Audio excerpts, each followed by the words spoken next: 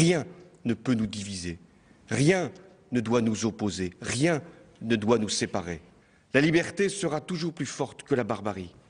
Et la France, elle a toujours vaincu ses ennemis quand elle a su justement faire bloc autour de ses valeurs. C'est ce que je vous invite à faire. Le rassemblement de tous, sous toutes ses formes. Voilà ce qui doit être notre réponse. Rassemblons-nous face à cette épreuve et nous gagnerons, car nous avons toutes les capacités de croire en notre destin et rien ne pourra nous faire fléchir dans la détermination qui est la nôtre. Rassemblons-nous. Vive la République et vive la France. Bonsoir, bienvenue à vous en direct sur Public Sénat. L'horreur et l'onde de choc après le massacre. L'attentat à Charlie Hebdo a fait 12 morts. Parmi eux, les dessinateurs Charb, Cabu, Wolinski, Tinius et l'économiste Bernard Maris. 2 policiers ont également été tués. 4 blessés graves sont en état d'urgence absolue. Le président Hollande décrète une journée de deuil national et dénonce un lâche assassinat. Les condamnations pleuvent ce soir depuis l'étranger. Et partout en France, les rassemblements populaires se multiplient. Des milliers de personnes rendent hommage aux victimes et dénoncent une attaque contre nos libertés. La police recherche, on l'apprend ce soir, 2 frères d'une trentaine d'années et un 3e homme plus jeune. Ils auraient été identifiés. Nous allons analyser tout cela ce soir, cette terrible tragédie, ses conséquences, les moyens à présent de faire face à cette menace terroriste permanente. Pour en parler, de nombreux invités en notre compagnie.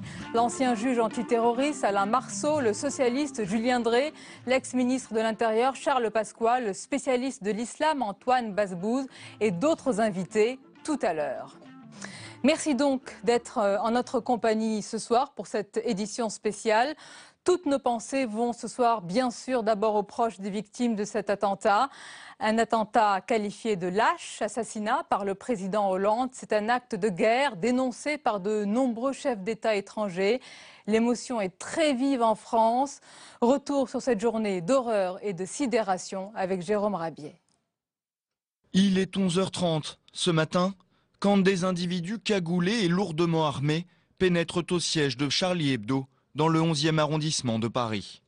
Comme chaque mercredi matin, c'est la réunion hebdomadaire du journal satirique où sont présents la quasi-totalité des collaborateurs. L'assaut dure une dizaine de minutes avant que les terroristes ne sortent et rencontrent une patrouille de police venue sur les lieux.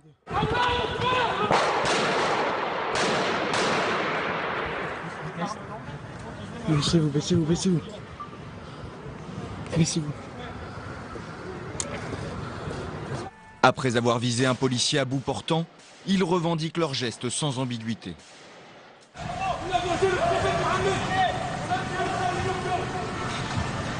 Ils prennent la fuite à bord d'une Citroën noire avant d'abandonner ce véhicule dans le 19e arrondissement, puis un autre à Pantin. Sur les lieux de l'attaque, les secours affluent et très rapidement le chef de l'État se rend sur place. Un acte d'une exceptionnelle barbarie vient d'être commis ici à Paris contre un journal. Un journal, c'est-à-dire l'expression de la liberté. Les heures passent et le bilan s'alourdit.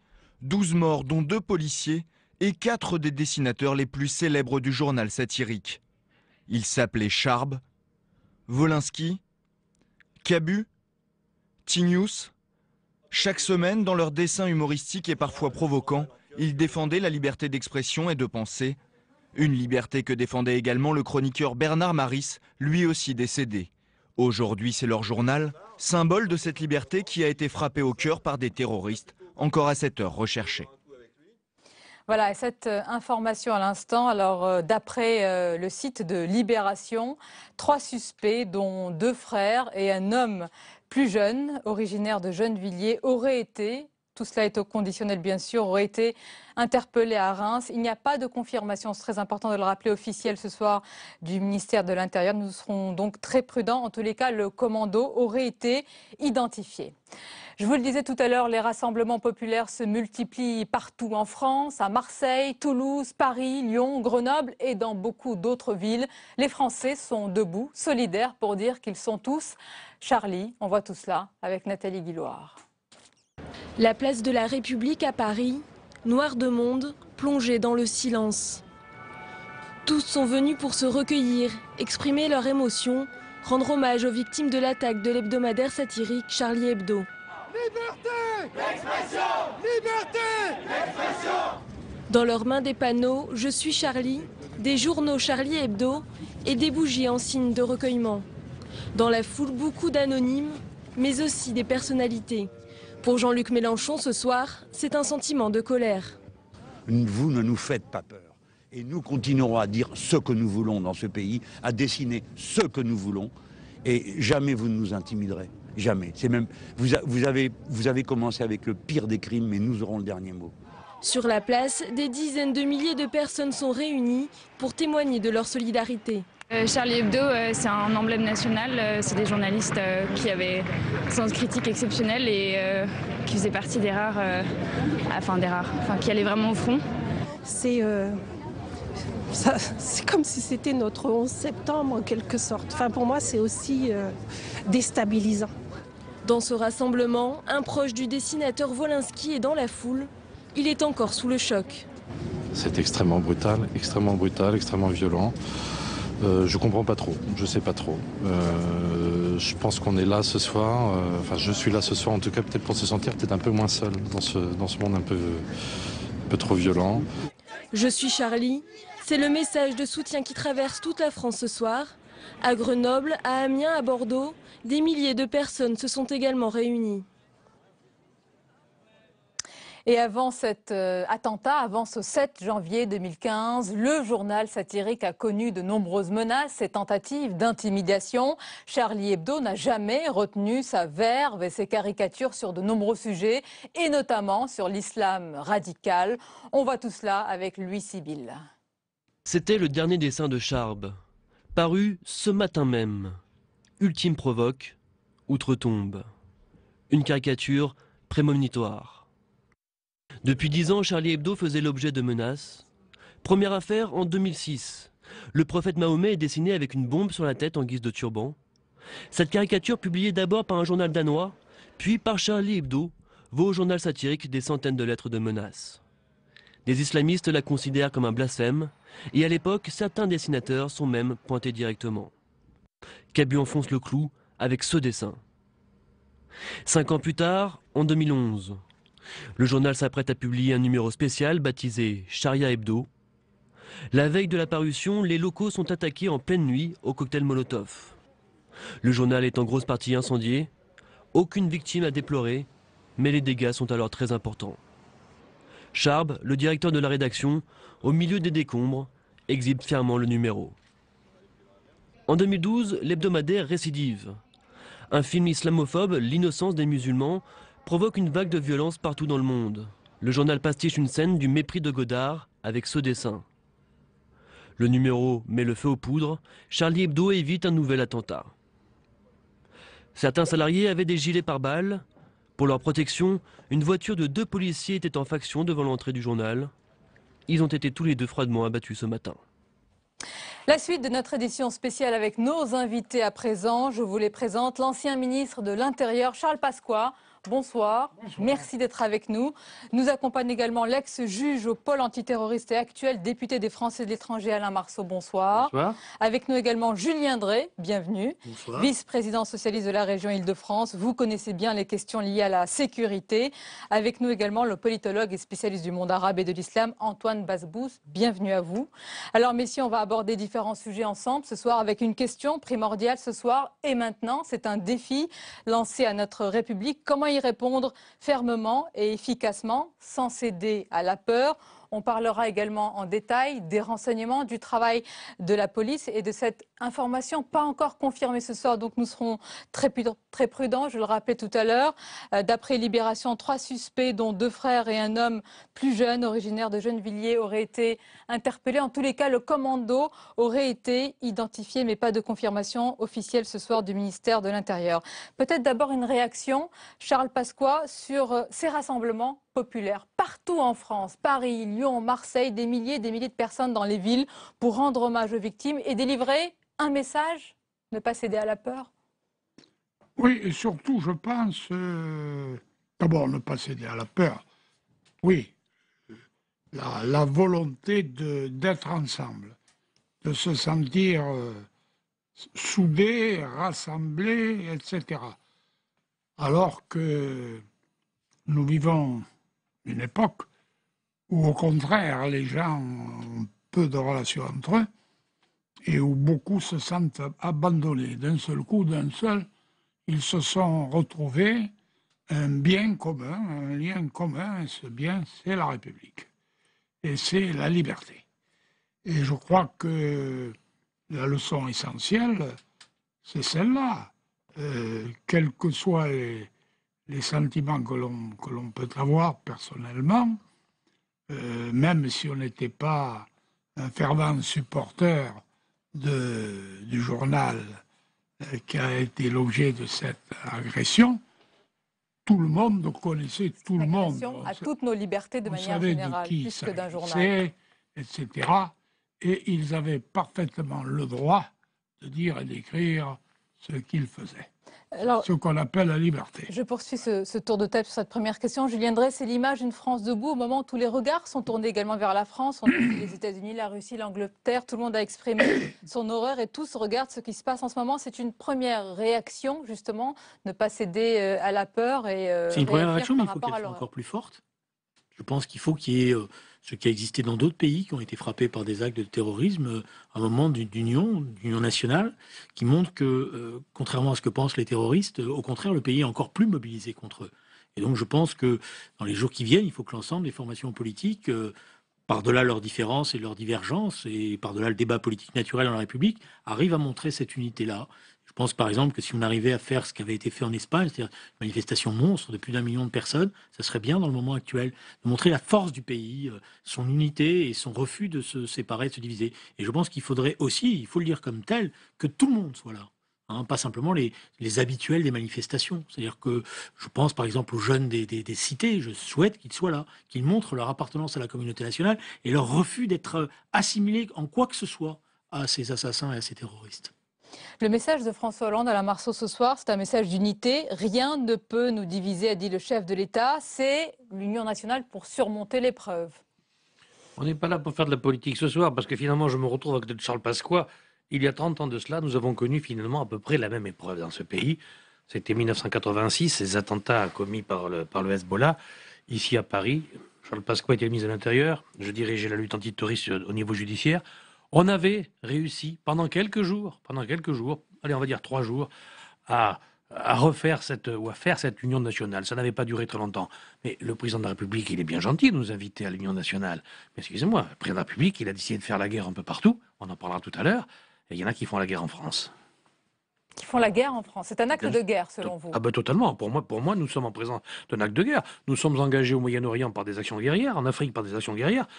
Qu'on protège ou qu'on protège pas, enfin, je veux dire qu'on admet ou qu'on n'admet pas. Et bien la riposte, c'est celle qu'aujourd'hui des djihadistes viennent faire chez nous, la guerre chez vous. Vous faites la guerre chez nous, faisons la guerre chez vous. On va tomber sans doute sur un réseau qui a été fait de djihad en Syrie ou ailleurs, et ça ne sera pas très étonnant. On avait prévenu. Les différentes hypothèses. Antoine Basbous, je close ce tour de table. Même question également, ces rassemblements populaires. Ce message également adressé par le président ce soir qui décrète un deuil national demain.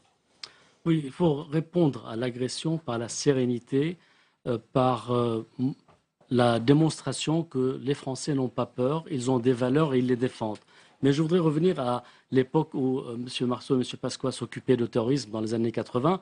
À l'époque, la France n'était pas déployée ni dans le Sahel, ni en Syrie, ni en Irak, elle n'est pas en Syrie.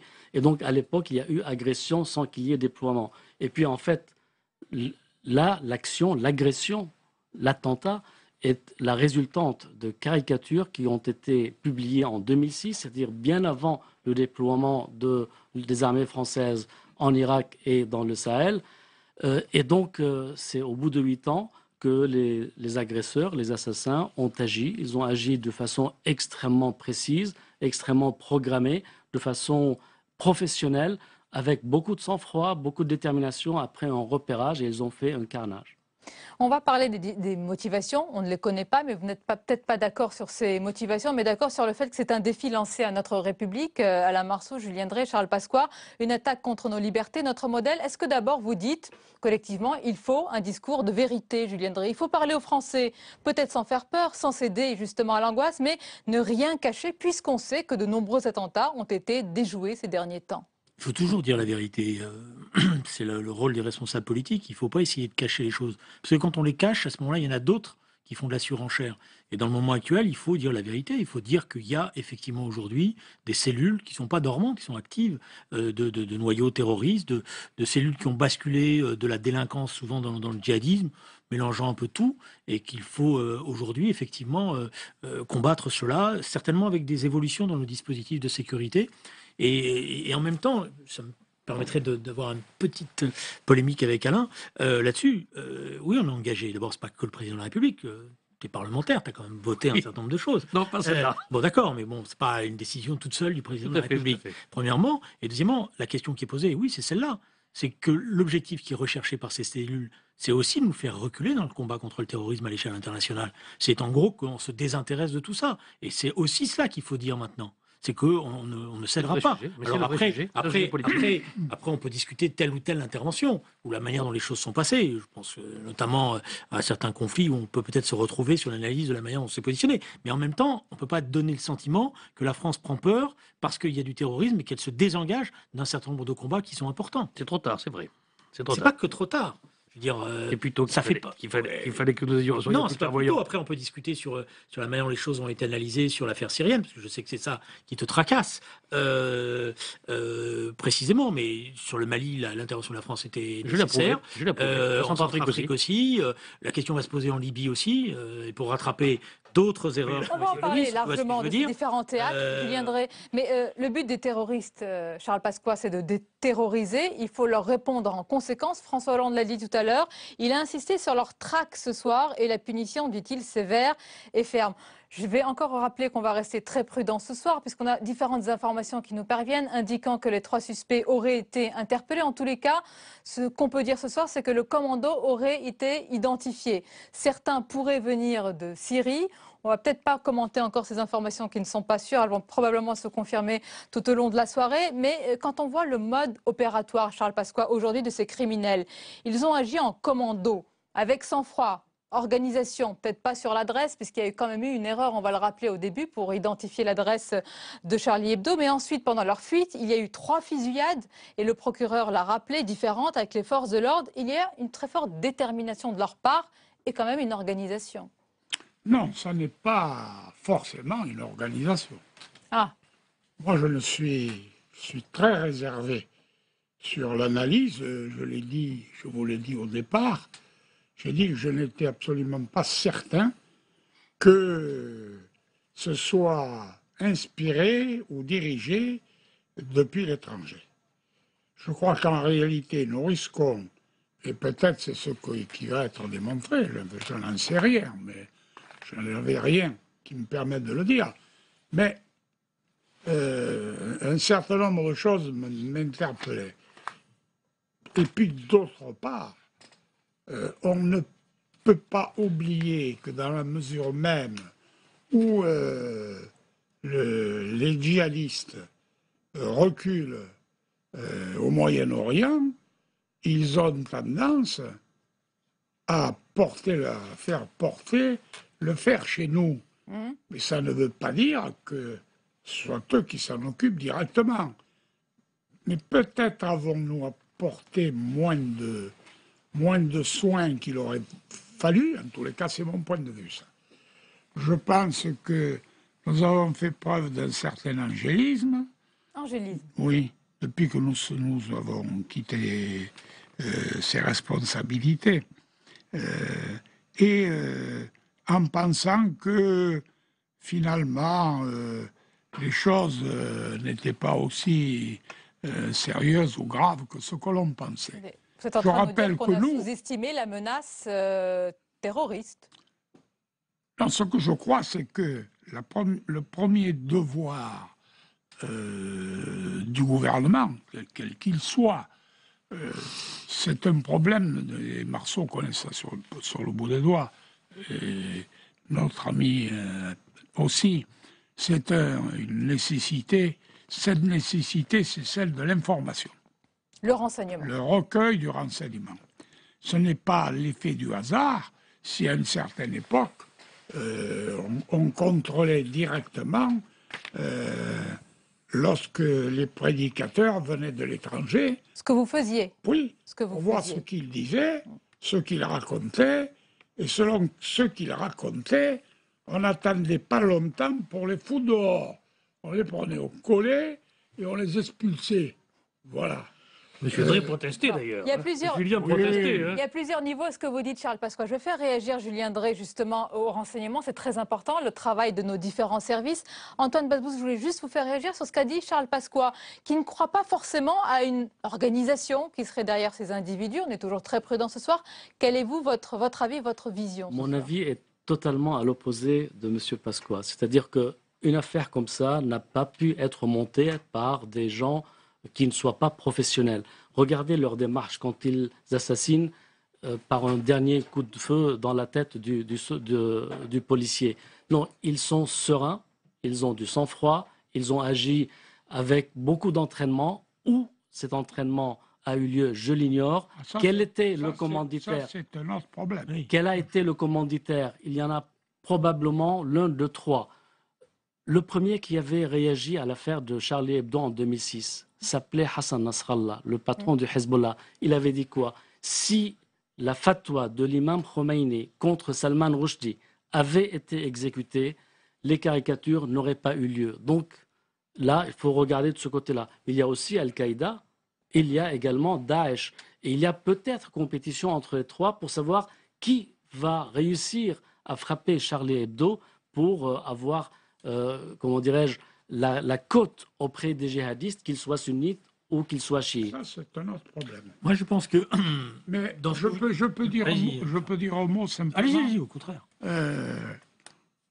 Moi, je ne suis pas d'accord avec vous lorsque vous parlez de professionnalisme et d'organisation. Ils avaient tellement bien organisé leur affaire. Ils avaient tellement préparé les choses qu'ils s'étaient d'abord trompés d'immeuble. Alors, si ça avait été une organisation... Je m'excuse. Mais tout le reste, ils ont quand même tué 2 policiers, ils ont tué 10 personnes, ils se sont enfuis. La remarque, c'est quoi? Parce qu'il y a une différence. Qu'il y ait une détermination, c'est une chose. Qu'il y ait un professionnalisme, c'en est une autre. Et il y a à la fois une violence terrible avec une détermination, mais on sent quand même, je m'excuse de le dire, par rapport à ce qu'on sait des réseaux terroristes, il y a une forme d'amateurisme. Parce qu'un vrai réseau terroriste, il ne se trompe pas entre le numéro 6 et le numéro 10. Et par ailleurs, regardez bien les choses par rapport à des vraies affaires de terrorisme. Et Marceau s'en souviendra, ils ne savaient pas bien comment se replier. C'était très mal organisé leur situation de repli. Donc, et ils ont laissé, et d'ailleurs c'est pour ça qu'ils vont vite se faire identifier, ils ont laissé un véhicule avec certainement beaucoup de traces, de mains, d'ADN, etc. Donc, ce sont des gens qui ne cherchent pas à s'effacer. Non mais attendez, 30 secondes. Ce qu'il faut comprendre, et ça renvoie à la question du renseignement, il y a aujourd'hui, c'est ça qu'il faut dire, il y a aujourd'hui malheureusement, et peut-être qu'on a sous-estimé cette chose-là, il y a dans un certain nombre de... Parce qu'il faut le dire par son nom, c'est pas dans les campagnes, encore que il y a ce qu'on appelle les nouveaux convertis à l'islam, qui sont terribles, et on l'a vu, dans la violence et dans la détermination. Et ceux-là, c'est parfois même ils sont encore plus méchants que les autres. C'est cela qu'il faut bien noter et constater. Ce sont nos enfants. Bon, il y a des... Ce ne sont pas des gens importés depuis peu ou qui ont été naturalisés. On s'apercevra que ce sont des gens qui ont grandi chez nous, qui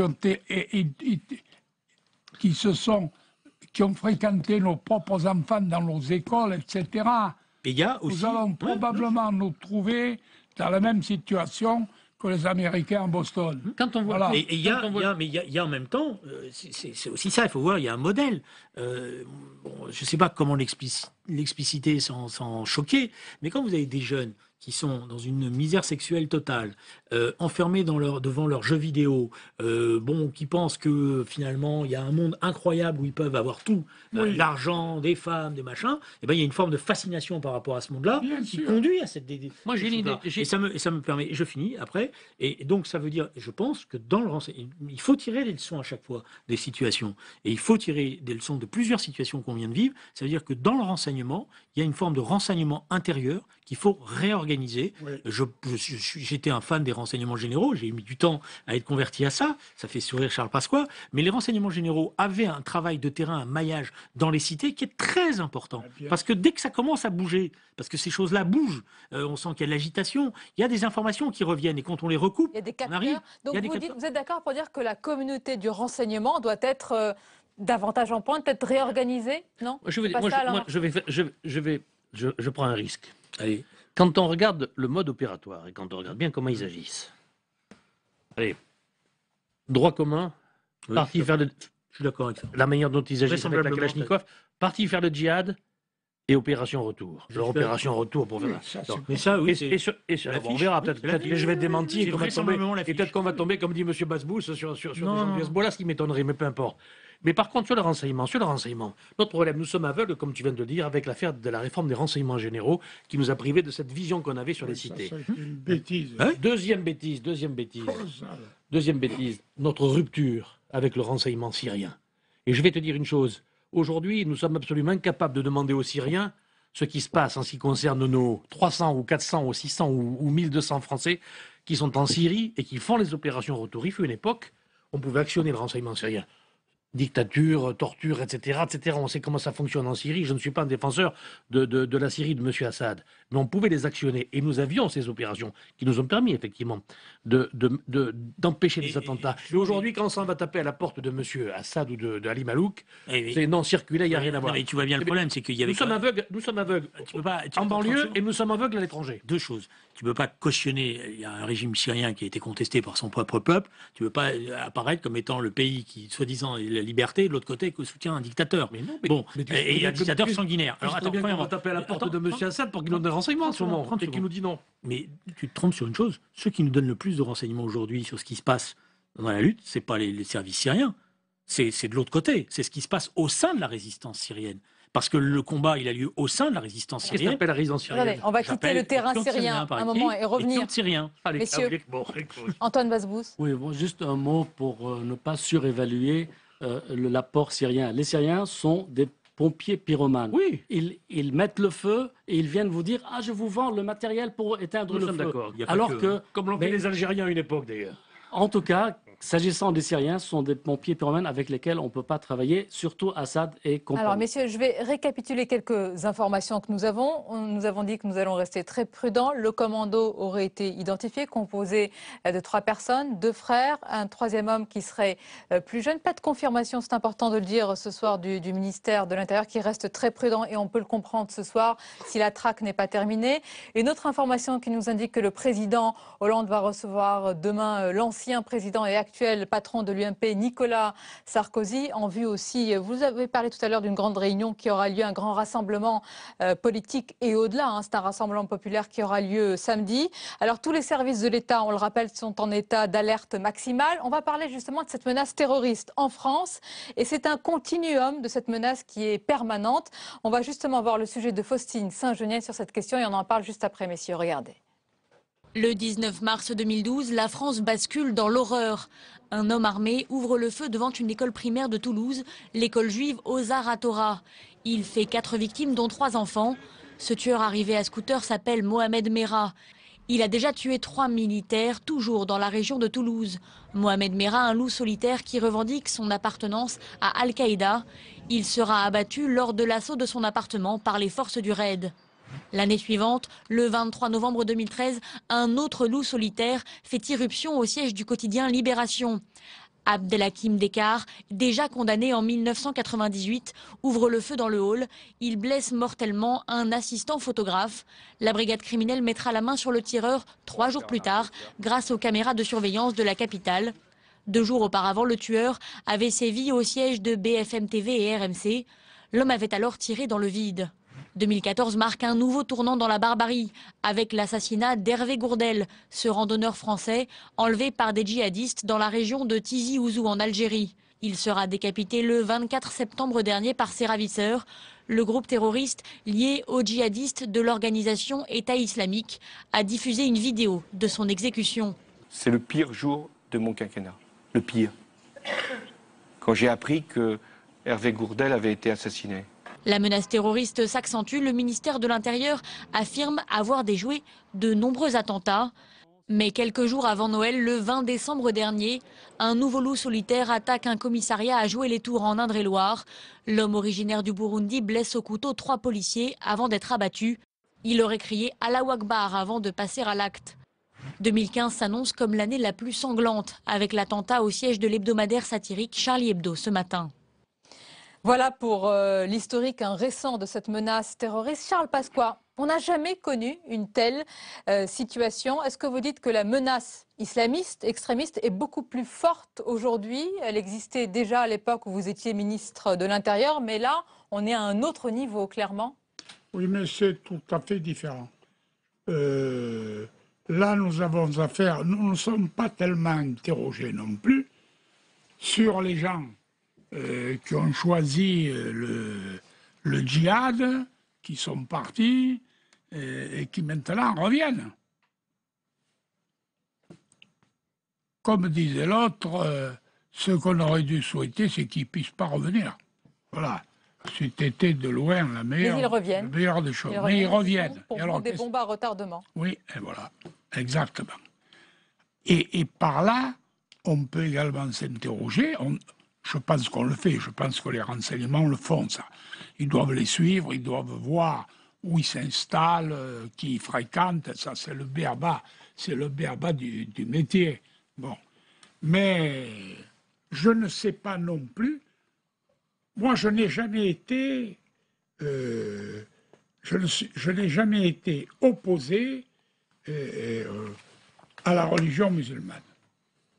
Parce que d'abord, je crois moi-même en Dieu, et je crois en un Dieu unique.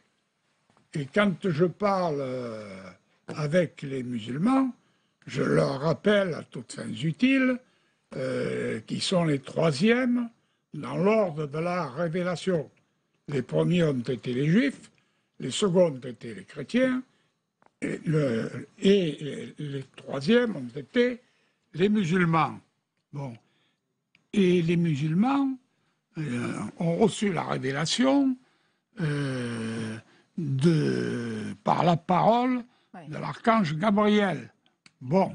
Mais vous nous dites ce soir, il ne faut pas se tromper d'ennemis. Il ne faut pas se tromper d'ennemis.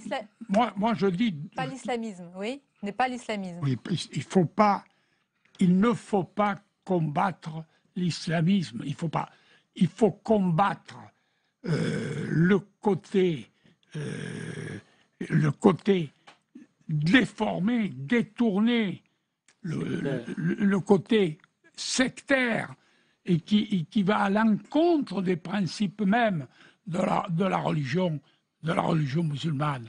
Ça, il faut le combattre. Et n'oublions pas que les victimes également de tout ça, c'est souvent les musulmans. Mais je voudrais de cet islamisme. dire quelque chose, si vous me permettez, parce que je suis contre tous les amalgames. Et il faut faire très attention dans notre pays pour qu'il n'y ait pas d'amalgame. Mais on est aussi dans un moment de vérité. Dans ce moment de vérité, il faut aussi que ceux qui sont pratiquants de la religion musulmane, qui sont croyants ou pas, ou qui se revendiquent là, soient aussi en première ligne du combat contre le terrorisme. Et ils l'ont été aujourd'hui. Ils n'ont pas de chef, ils n'ont pas d'évêque, ils n'ont pas de pape. Mais il faut aussi... mais ils l'ont été aujourd'hui. C'est bien, et c'est un moment de vérité pour notre pays. Parce que si on ne veut pas qu'il y ait, après, utilisation et instrumentalisation avec ce qu'on appelle, même si je trouve que le terme n'est pas bon, l'islamophobie, il faut qu'on montre que c'est une communauté nationale unie, et dans toutes ses composantes. Et je pense que c'est très important. Et y compris parce que c'est aussi une réponse qui est faite aux terroristes en disant « Vous n'avez pas réussi à dissocier une partie de la communauté française en solidarité avec vous dans ce moment particulier. » Antoine Basbous, sur ce sujet important. Il y a autre chose. Oui, je fais réagir Antoine Basbous, je reviens à vous. Oui, la communauté française musulmane, elle est d'abord française et elle doit réagir en tant que française. Je parle de la nation. Voilà. En revanche, les tueurs, les assassins, ce sont des gens qu'il faut rejeter et par les Français, quel qu'ils soient leur religion, ou même s'ils sont athées, y compris par la communauté musulmane. Il faut que cette communauté manifeste son appartenance nationale en condamnant ces gens-là. Mais on ne peut pas les inviter, il faut qu'ils le fassent par eux-mêmes. Parce que si on les invite, on les accuse quelque part, et il ne faut pas les accuser, il faut les laisser venir cet élan national. Mais pour qu'il faut laisser venir cet élan national, il faut aussi parfois l'inciter un peu. Excusez-moi. Oui, mais pas les accuser. Non, mais personne mais ici voilà, autour de la table. Ici, c'est pour ça que j'ai commencé par dire, personne ici ne les a accusés ni a fait d'amalgame. Mais je pense que, c'est en termes fraternels qu'on dit ça, je pense que dans ce moment particulier, moi je suis plus député, mais si j'étais député, je sais pas, voilà, dans les cités qui me représentaient, j'aurais été dire aux jeunes, on a besoin que vous descendiez dans la rue. Là, vous parlez de quelque chose de différent. Vous ne parlez pas des responsables religieux musulmans, là vous parlez des jeunes dans les cités. Oui, c'est ceux-là que vous dites... ah oui, parce que c'est ceux-là qui sont les citoyens français. C'est ceux-là qui sont les citoyens français de demain. Oui, mais qu'est-ce qui a fait la force qu'est-ce qui a fait la force des musulmans intégristes?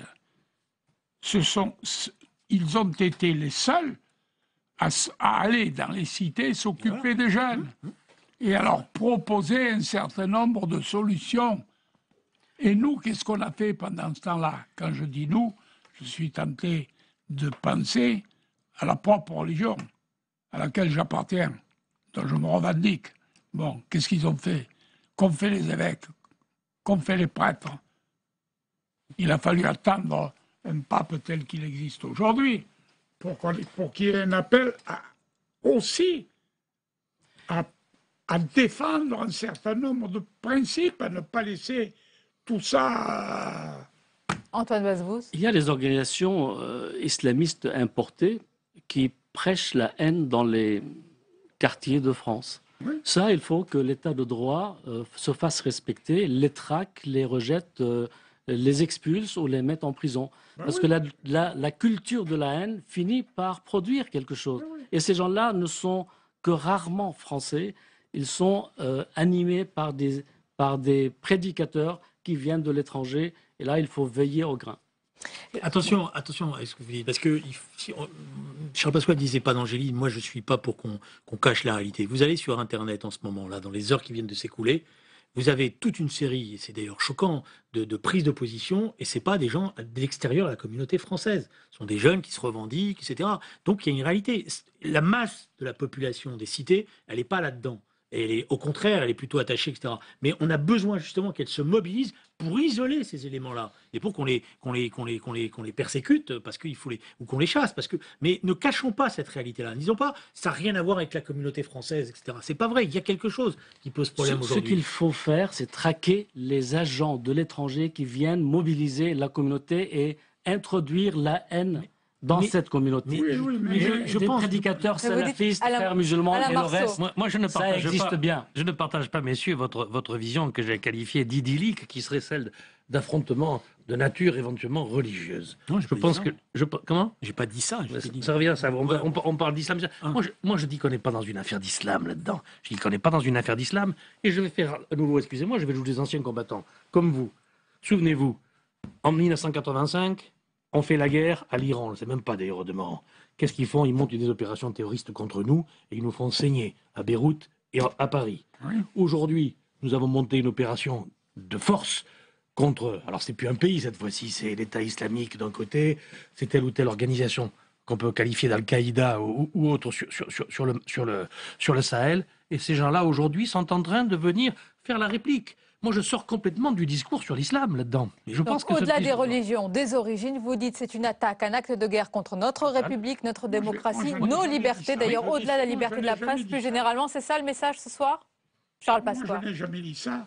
Je dis simplement que nous sommes désintéressés de la situation des jeunes dans les cités. Voilà ce que je dis. Et partant de là, il y a une dérive et ils sont devenus une proie facile pour les intégristes et justement ceux qui se servent de la faiblesse intellectuelle de ces jeunes pour en faire leur propre créature et se servir d'eux pour provoquer un certain nombre d'événements comme ceux que nous voyons. On conclut sur ce sujet, Antoine Basbous, ensuite on passera à d'autres thèmes, oui.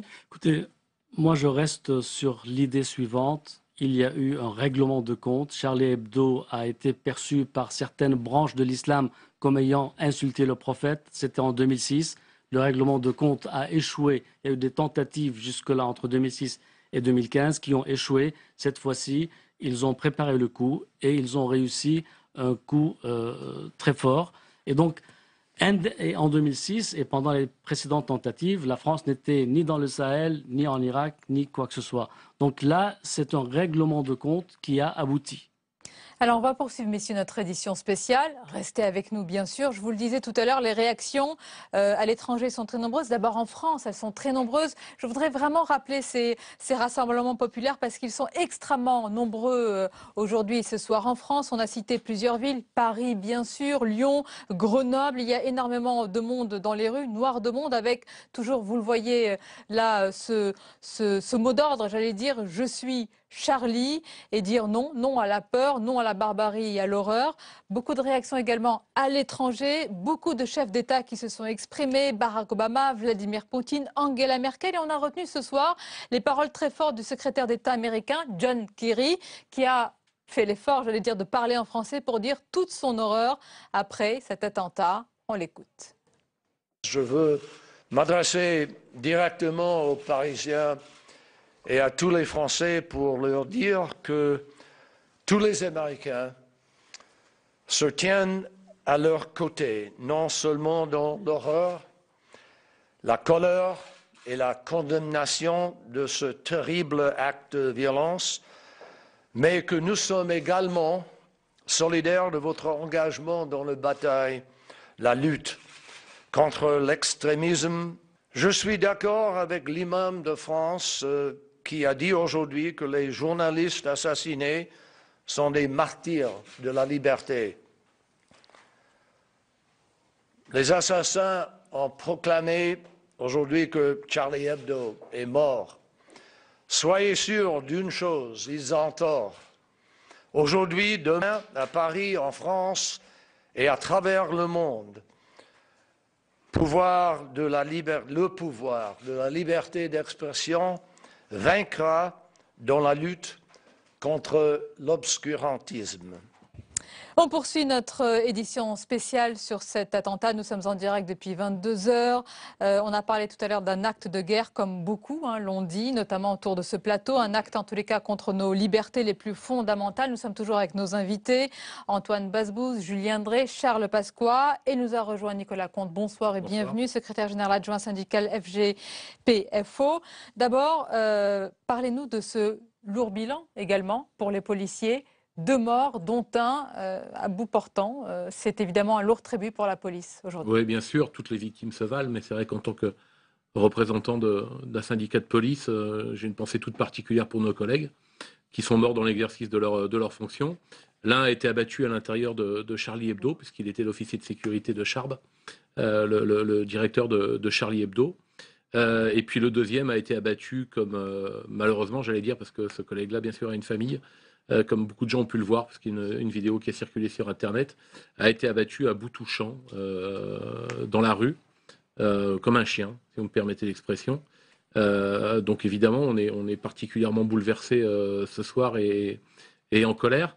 Mais cette vidéo, d'ailleurs, démontre la dangerosité de ces individus, parce que à chaque fois qu'on peut les voir, ils paraissent extrêmement pleins de sang-froid, d'une part, et puis d'autre part, visiblement, ils savent parfaitement manier les armes qu'ils ont entre les mains.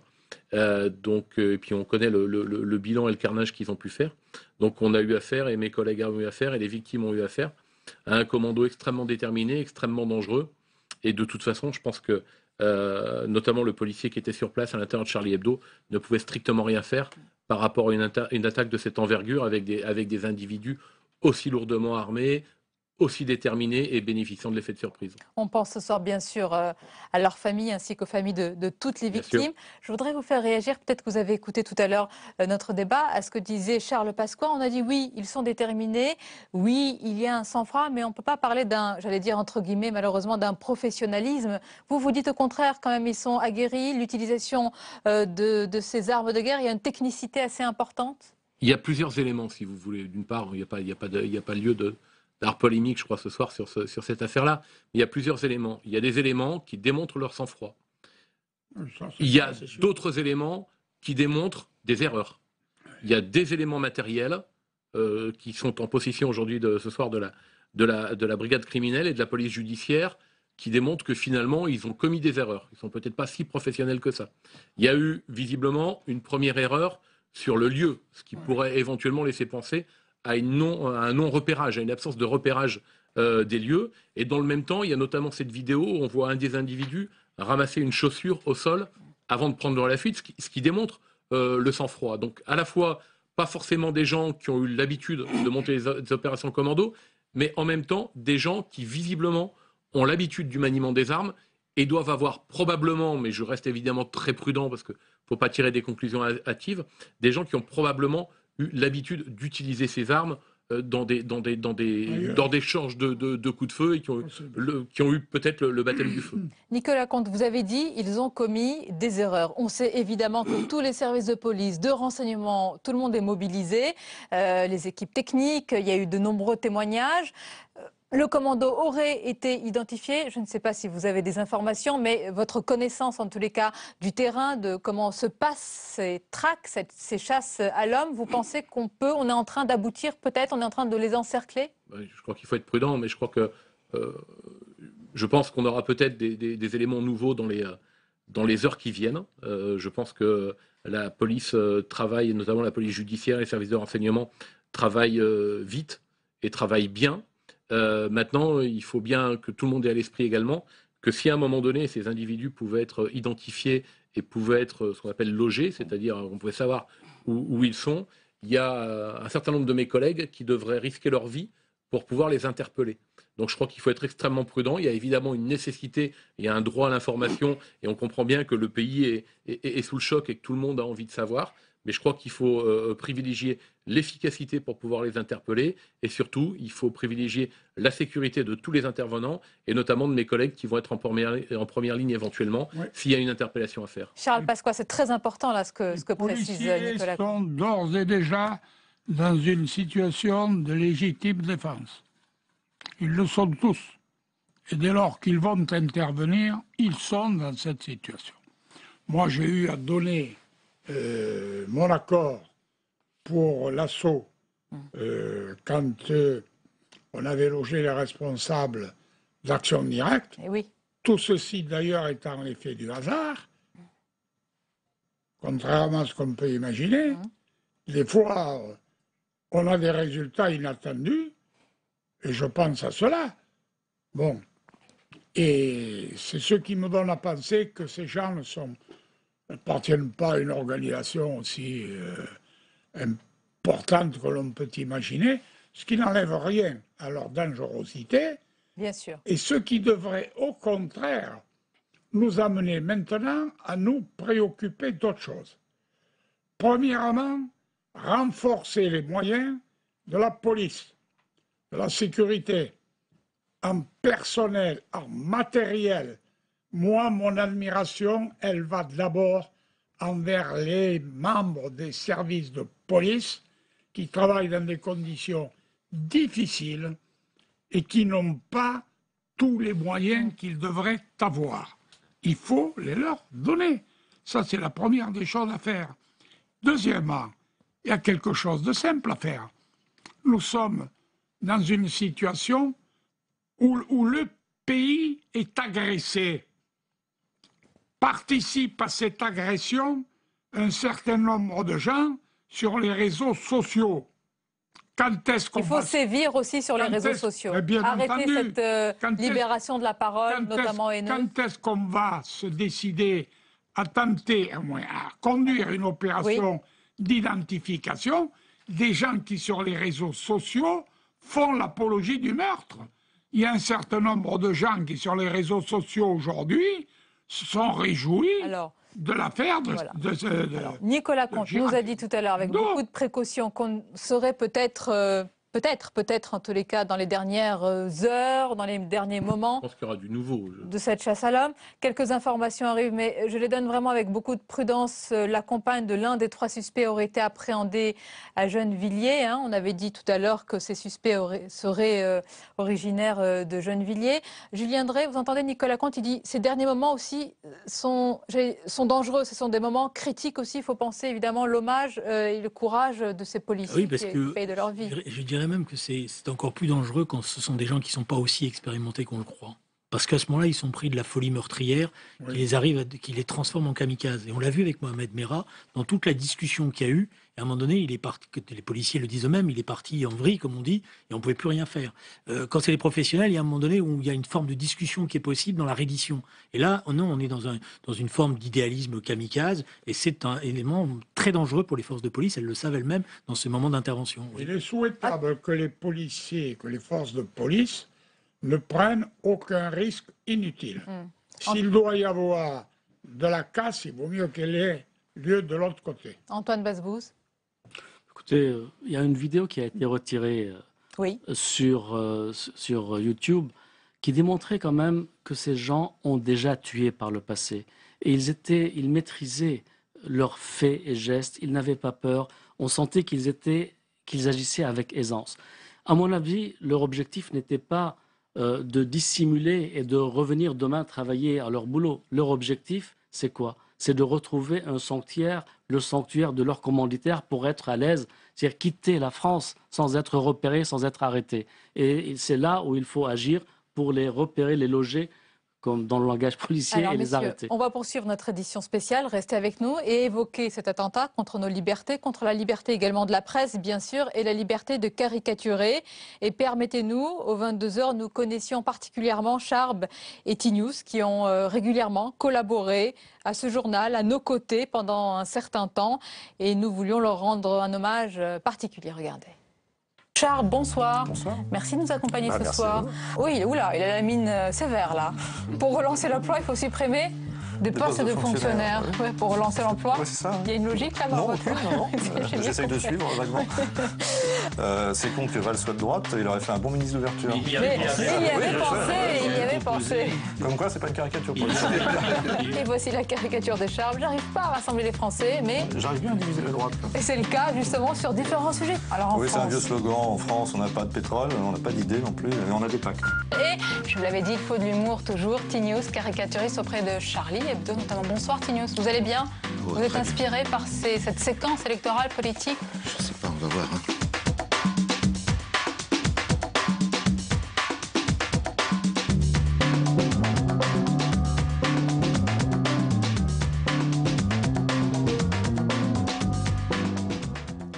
Voilà pour cet hommage particulier. Et avec Nicolas Conte, Charles Pasqua et Julien Drey, nous rejoint sur ce plateau notre dessinateur, Hervé Baudry. Bonsoir Sonia. Bonsoir Hervé. Alors comme nous tous, bien sûr, vous êtes sous le choc après l'assassinat de vos confrères, de nos confrères, qui incarnaient une liberté de caricaturer que vous connaissez bien. Vous la pratiquez ici avec nous et ailleurs. Et d'ailleurs, beaucoup de caricaturistes ont pris leur crayon pour rendre hommage à Wolinski, Cabu, Charb et T-News. Et je voulais que vous nous parliez tout simplement d'abord de ce travail que vous faites également. D'abord, je voudrais m'associer à la douleur des familles, que ce soit les policiers, les journalistes et les dessinateurs et les autres personnes, on ne connaît pas les noms, mais qui étaient aussi dans